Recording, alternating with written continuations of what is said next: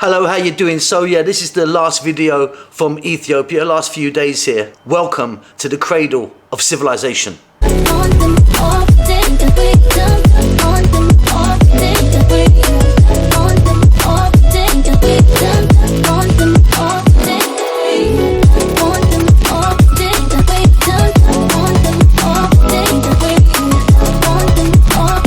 We're going to start off with a little bit of breakfast. So obviously a nice coffee for me, that's what I want, served with a little kind of biscuity kind of flaky thing, delicious.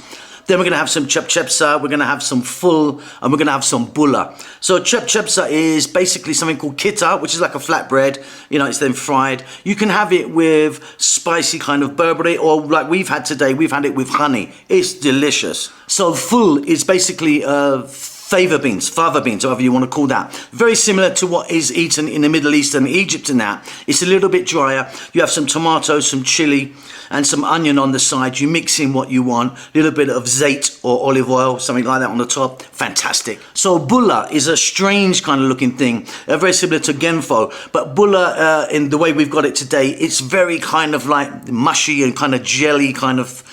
You know, it's a weird thing really. You either love it or you don't like it. Again, it's mixed with kibe, which is Ethiopian spice butter, and you can have it with sometimes with ibe or cheese on the side or something like that. And it's also got berbere in it. But I keep saying berbere wrong. I'm not sure if I'm saying berbere, which is like basically a lovely red what kind of thing spice. It's really delicious. But yeah, that's bulla. It's made from the false banana tree known as enset.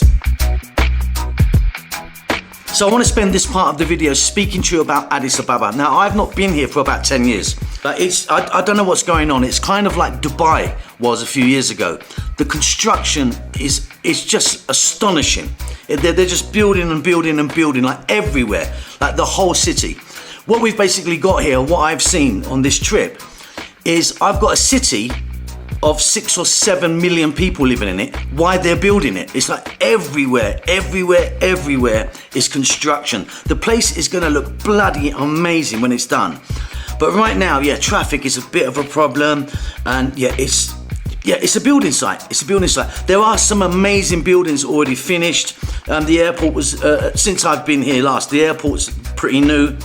They've got a tram line now, which they didn't have before. There's tons of museums and kind of ministries and stuff popping up.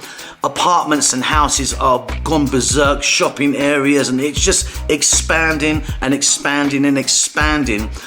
This place is gonna be a really amazing city. I'll probably give it about another 5 or 6 years. That's what it looks like to me. But yeah, it's non-stop construction. Yeah, so gonna go and see the mother-in-law this morning. So I thought maybe we'd take some flowers or some chocolates or something, cake or something, you know, as a gift. But apparently not. Apparently we're gonna get a goat, a live goat. Stick that in the car and take that. So there you go, Ethiopia. So it's actually a sheep, not a goat, but Aksum called him Ronaldo, as in the goat. So we're calling it a goat. I bought this for about, I think it was like 40 quid or $50 or something like that. It goes in the back of the car. Apparently it's fairly traditional to do something like this. So yeah, we're going to see the mother-in-law. So she's going to have that in a few days' time or something like that. Right, he's for the bloody chop, isn't he? He's for the chop. Not today. That's right, mate. So yeah, saw the family and everything, that was lovely. And now we're off now to eat some tibs. This is lamb, this is not the Ronaldo you saw. He's for the chop later in the week. But yeah, we're gonna get some lovely lamb chops here. Godden, known as Godden lamb chops, really delicious. So yeah, we just popped into this place, had that, fantastic.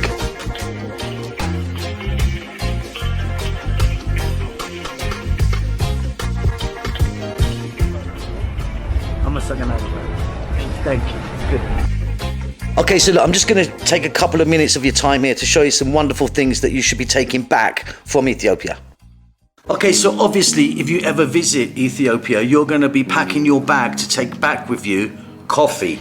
Like, for sure, get some coffee. If you don't, you're mad. You're completely crazy. So there's thousands of different brands and everything.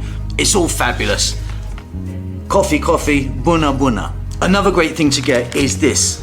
This is a quanta, which is, it's basically just a dried beef, like a kind of jerky kind of thing, but it's spiced. It's really, really delicious. A beautiful, beautiful snack, which is great with coffee, we love it, so we always grab some, loads of it, is this kolo. So you can get lots of different types of kolo. You can even get this one, is just dabo kolo, which means it's basically kind of like crispy bread, really, this one. This is plain, not spiced. You can get it with peanuts, you can get it with spiced. But yeah, grab yourself some kolo. It's fabulous. Now, if you're a spicy person, grab yourself some of this stuff. You can get this kind of, in lots of different supermarkets, wherever. Basically it's a chili. There's a red one and the green one. The green one is actually the one that's really, really spicy. Saying that, that's bloody spicy as well. But yeah, some of this stuff is absolutely it's delicious, delicious. You only want a little bit of it, mind you. So we better speak about injera. Injera is, there you go, there's injera, that's injera. So this is, it's made from teff. Teff is the smallest grain in the world. It's more like a grass than a wheat. And it's mixed up, fermented a little bit. It's cooked on a mitard, which is a flat surface grill, quite big. It's poured in a circular motion. The lid is put on, so it only cooks on the underside and not the top side. So the underside, if I can show you this, looks very smooth. The top side is kind of bubbly. It kind of looks like tripe in a way. I don't even know what tripe looks like, but it's kind of like that. But yeah, injera is everything in Ethiopia, isn't it? It's kind of what we eat with all the time. Everything's eaten with it. Now, if you dry it, you can get it dried. So you might want to get some of the dried stuff. That's called durkosh. So if you get it dried, then you can take that home with you, and then you can kind of put it into some sauce or something, some wat that you make, and kind of make a kind of fit or a furfur or something. But yeah, injera. So this is known as a pasty. There's not many desserts really in Ethiopian cuisine. There's hardly any. This is a thing, you'll kind of find it on a kind of roadside really. I've kind of broken it open for you there. It's got black seeds in it. It's kind of sweet, doughy, great with coffee. I love a pasty, I really do. So a lot of people think that it's only injera in the country, but there's lots of different types of bread. Bread is known as dabo. So there's things like, just a kind of regular kind of thing like a mulmul. You can get some stuff like this, which is a dabo bread, but it's got awazi in it, so it's quite spicy. Then you've got things like ambasha and hibist. Hibist is a steamed bread as well. So there's lots of different types of bread within the country, but they are kind of second place to injera. And one other thing, I haven't got any here to show you because I've eaten them all, is samosas or sambusa. They're really delicious. You'll get them for about 40 birr or something, like nothing. They're so cheap. Usually quite big. Yeah, great with coffee. Usually got lentils in them or misa. They're not usually, you don't get chicken and things like that. You might sometimes get a beef one, but normally you're gonna get the misa, the brown lentils, delicious stuff. Check it out. Ethiopia's unique history is defined by its steadfast resistance to colonization, making it a beacon of African independence. Unlike many of its neighbors, Ethiopia successfully repelled European powers, preserving its culture, heritage, and distinct identity.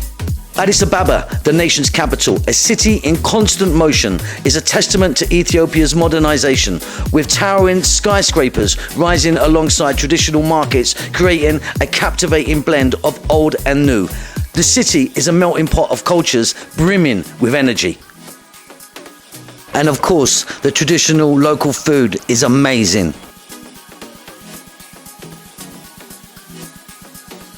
That looks alright, doesn't it? Well, guess where I am? Yeah, Burger King. Burger King Addis Ababa in the airport. It's the only one in the country, I think. Got a Whopper and some fries. Just have a look at it. Looks just like a Whopper everywhere else in the world. So a bite. Tastes like a bloody Whopper.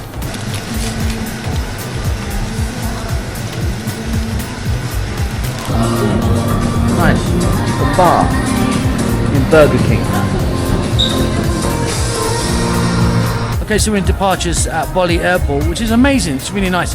I say, I haven't been here for many years. It was terrible before, I have to say.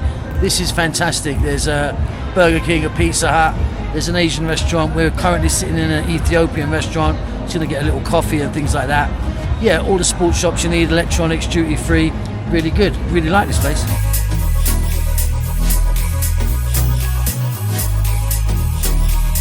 Okay, so look, that's it. I'm leaving. I'm out of here. I'm going to be back very, very soon Thank you, Ethiopia. Thank you, Addis Ababa. Thank you, all the lovely Ethiopian people that I met. Thanks for the great food. Really wonderful place. You need to come here. If you've not been to Ethiopia, get your bloody ass moving, will ya? It's amazing.